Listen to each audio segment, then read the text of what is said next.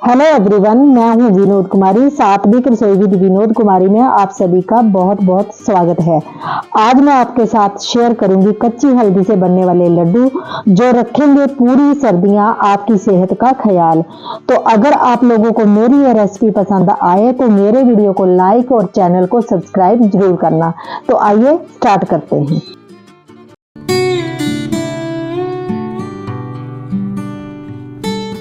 लड्डू बनाने के लिए यहाँ पर मैंने 600 ग्राम बादाम लिए हैं, काजू 250 ग्राम, नारियल 250 ग्राम, कच्ची हल्दी 1 किलो, देसी खंड 2 किलो, अखरोट 200 ग्राम, मगज लिए हैं मैंने 100 ग्राम, गोंद 200 ग्राम और किशमिश ली है मैंने 200 ग्राम, पोस्त दाना लिया है 150 ग्राम, सौंठ लिया है मैंने 100 ग्राम और 5-5 ग्राम अजवाइन, इलायची और काली मिर्च, कमरकस 50 ग्राम, देसी घी 1 किलो, मूंग दाल का आटा लिया मैंने 1 किलो और मखाने लिए हैं 150 ग्राम। सबसे पहले यहाँ पर मैंने शीशु की बोक ली है और एक पोस्त दाना जो है उसको हम ड्राई रोस्ट कर लेंगे।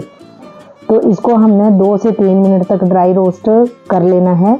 तो अभी हमारा जो पोस्त है ड्राई रोस्ट हो चुका है, तो इसको हम निकाल देंगे।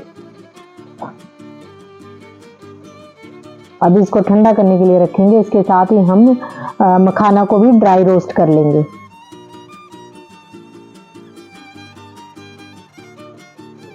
और ये सारा काम जो हमने आंच को सिम ही रखना है। तो ये देखिए हमारा जो मखाना है वो रोस्ट हो चुका है, क्योंकि इजीली ये टूट रहा है। तो अभी मखाने को भी हम एक थाली में निकाल के रख लेंगे।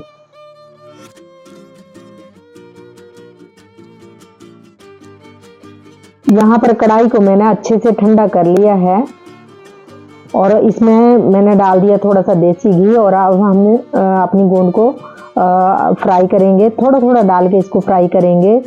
गोंद को जब भी फ्राई करना है हमने सिम आंच के ऊपर ही करना है, ताकि वो गोंद जो है वो अंदर तक पक जाए। अगर हम आंच को तेज कर देंगे तो बाहर से गोंद पक जाएगी लेकिन अंदर से कच्ची रह जाएगी और फिर जब हम उसको खाएंगे तो वो हमारे दांतों में फंस जाती है। इसलिए गोंद को हमेशा ही सिम आंच के ऊपर ही फ्राई करना चाहिए। तो इस तरीके से हम थोड़ी थोड़ी करके जो है गोंद को फ्राई कर लेंगे और इस तरीके से निकालते जाएंगे।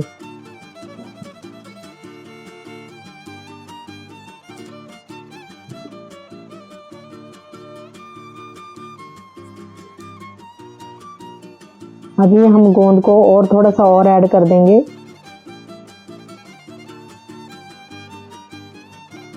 और इस तरीके से हमने सारी की सारी गोंद को सिम आंच के ऊपर फ्राई कर लिया है।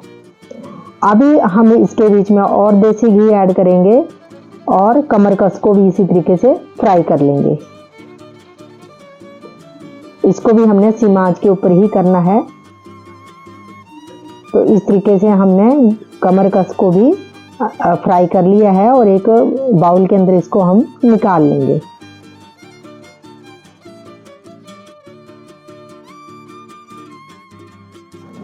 अभी हमने थोड़ा सा देसी घी और ले लिया है और इसके बीच में हम बाकी के ड्राई फ्रूट फ्राई करेंगे। तो अभी हमने इसमें डाल दिया है अखरोट। अखरोट को भी 1 से 2 मिनट तक हम हल्का हल्का फ्राई कर लेंगे। और जितना भी ड्राई फ्रूट हमने लिया है आप अपने हिसाब से कम या ज़्यादा इसको कर सकते हैं। तो ये देखिए हमारे जो अखरोट हैं वो फ्राई हो चुके हैं।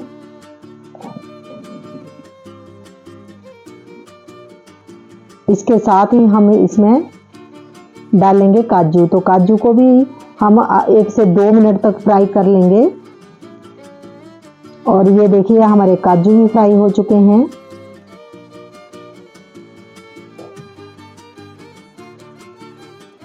इसके साथ ही हम इसमें डाल देंगे मगज।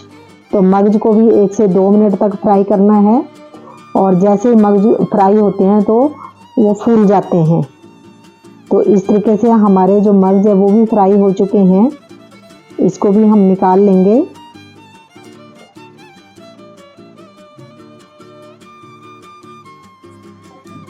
अब थोड़ा सा घी और ऐड करेंगे और इसके साथ ही हम डालेंगे इसमें बादाम। तो बादाम को भी हम थोड़ा थोड़ा करके 1 से 2 बारी में फ्राई कर लेंगे। ये देखिए बादाम थोड़ा सा चटकने लगा है तो हम इसको निकाल लेंगे। बहुत ज़्यादा फ्राई नहीं करना है, बस हल्का हल्का 1 से 2 मिनट तक ही फ्राई करना है। तो ये देखिए सारे के सारे बादाम भी हमारे फ्राई हो चुके हैं और इसके साथ ही हम फ्राई कर लेंगे किशमिश। तो किशमिश भी ये देखिए फ्राई हो चुकी है, तो किशमिश को भी हम निकाल लेंगे।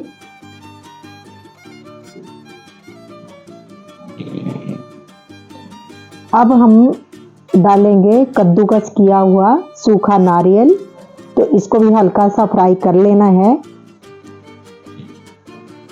तो देखिए सारे के सारे ड्राई फ्रूट हमारे फ्राई हो चुके हैं।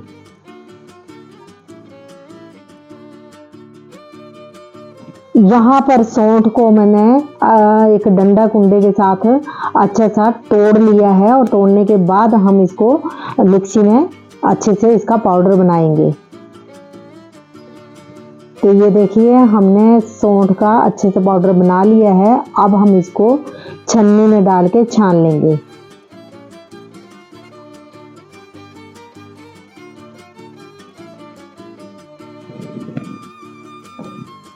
इस तरीके से हमने छन्नी में डाल के इसको छान लिया है, ताकि इसके जो रेशे जो बचेंगे ना उसको हम निकाल देंगे।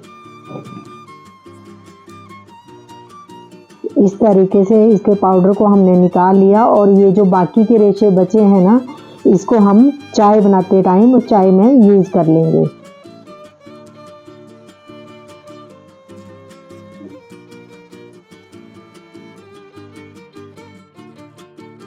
अभी जो सारा का सारा ड्राई फ्रूट हमने फ्राई करके रखा उसको हम ग्राइंड कर लेंगे।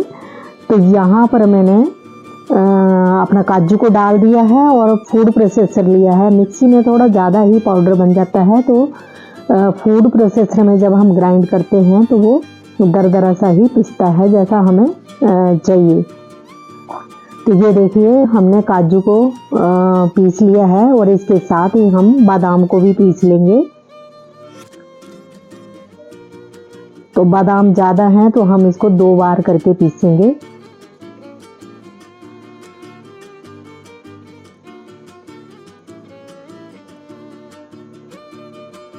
तो ये देखिए हमने बादाम को भी पीस लिया है और ड्राई फ्रूट आप कम ज़्यादा इसमें कर सकते हो आप अपने हिसाब से। तो ये देखिए इसी तरीके से सारे के सारे बादाम को भी हम पीस लेंगे और अभी हम पीस लेंगे अखरोट को।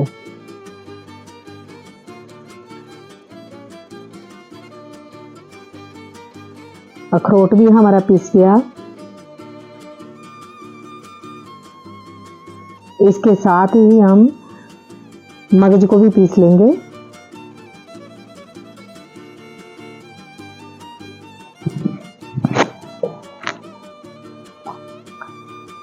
तो मगज भी हमारे जो हैं वो पीस चुके हैं।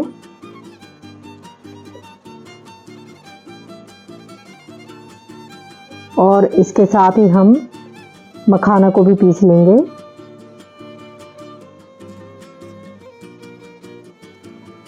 मखाने भी हमारे पीस चुके हैं। अब सारे के सारे ड्राई फ्रूट को हम मिक्स कर लेंगे और इसके साथ ही हम गोंद को भी पीसेंगे। गोंद को भी 2 बार करके हम पीस लेंगे।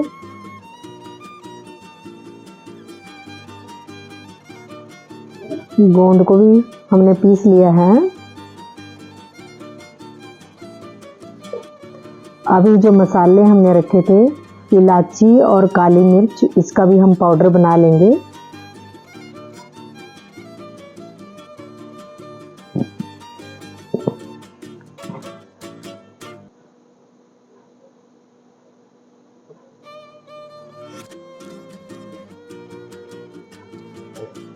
ये देखिए इलायची और काली मिर्च हमारी पीस चुकी है और अब हम इसको छन्नी से छान लेंगे। जो जितने भी इलायची के रेशे इसमें आएंगे उसको हम बाहर निकाल देंगे। तो इस तरीके से हमने सारे के सारे मसाले को भी छान लिया है और अब हम लास्ट में पीसेंगे कमरकस। कमर कस को हम मिक्सी के बीच में ही ग्राइंड करेंगे, क्योंकि इसको बारीक से पीसना है। तो ये देखिए हमने इसको पीस लिया है। और अब हम पीसेंगे पोस्त दाना। पोस्त दाना को भी हम मिक्सी में ही ग्राइंड करेंगे।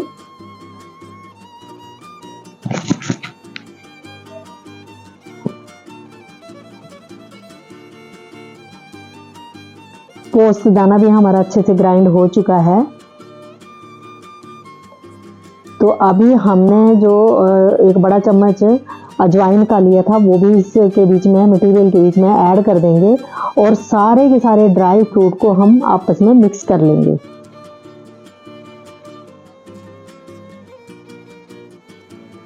अच्छे से मिक्स करके इसको हम साइड में रख देंगे।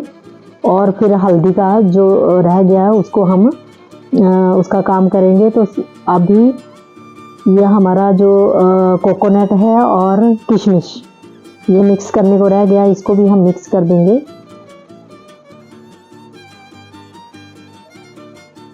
तो ये देखिए अब इसको अच्छे से मिक्स करके हम साइड में रख देंगे।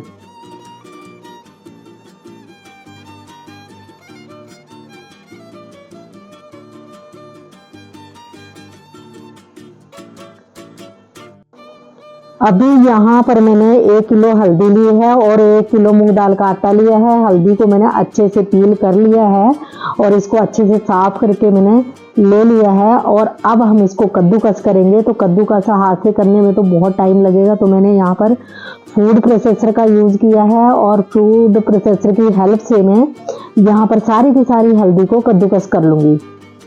तो इस तरीके से मैंने सारी की सारी हल्दी को कद्दूकस कर लिया है।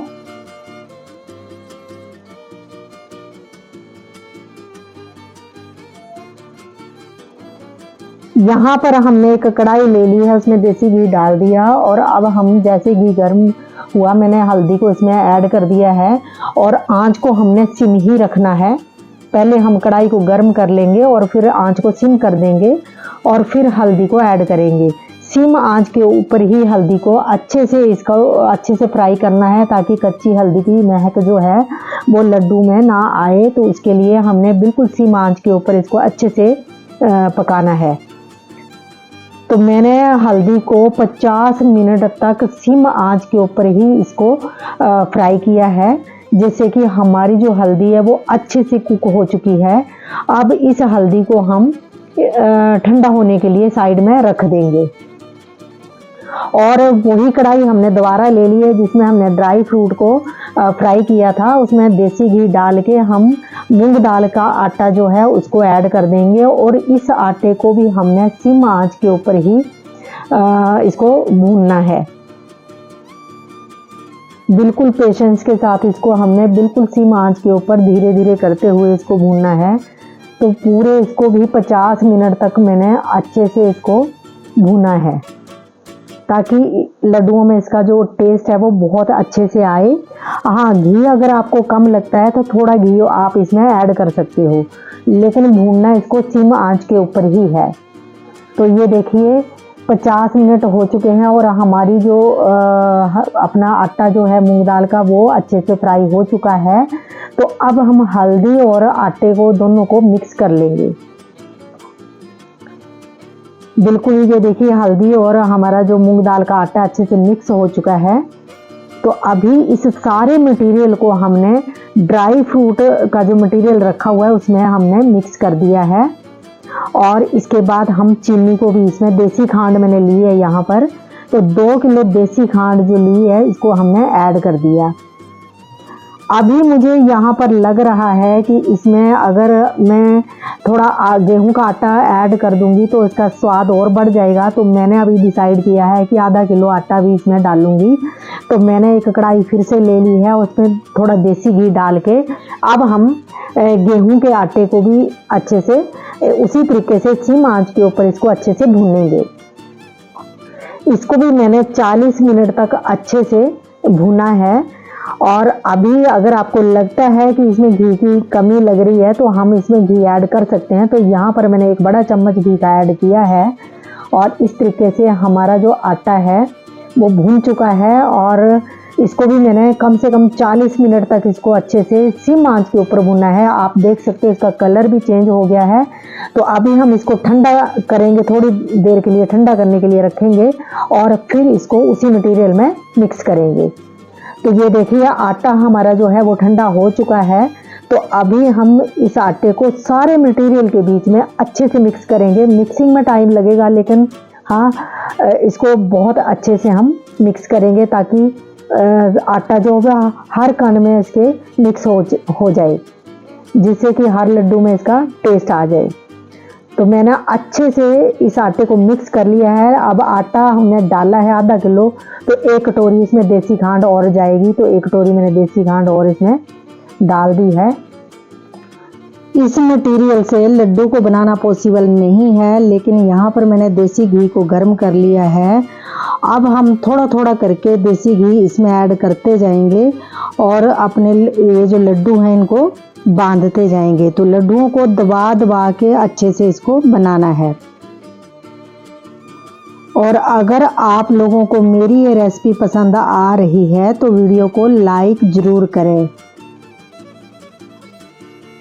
तो इस तरीके से हम सारे के सारे लड्डू बनाते जाएंगे।